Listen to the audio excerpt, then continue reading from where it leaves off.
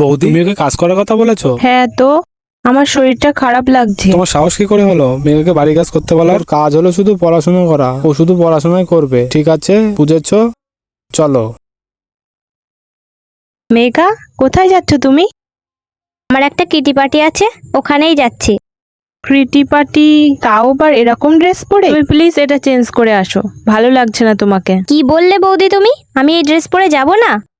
আমি রোহানকে জিজ্ঞেস করে নিয়েছি, রোহানের কোনো প্রবলেম নেই তো, সেখানে তোমার কোনো প্রবলেম থাকার কথা না। আর হ্যাঁ, আমাকে পেছন থেকে একদম ডাকবে না।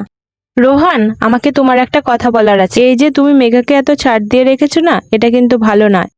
দেখবে এর জন্য পরে তোমারই ক্ষতি হবে। আমার মেঘার উপর সম্পূর্ণ বিশ্বাস আছে, ও আমার বিশ্বাস কোনোদিনও ভাঙবে না। আজকে অনেক ক্লান্ত হয়ে গেছি গো। এই ড্রেস পরে কোথায় গেছিলে তুমি? কিটি পার্টি ছিল। তোমার ফ্রেন্ডদের সাথে কথা হয়েছে, আজ তো কোনো কিটি পার্টি ছিল না। আমার এই ড্রেস নিয়ে যদি তোমার কোনো প্রবলেম থাকে আর আমার সাথে থাকার ইচ্ছা না থাকে, তাহলে আমাকে ডিভোর্স দিয়ে দাও।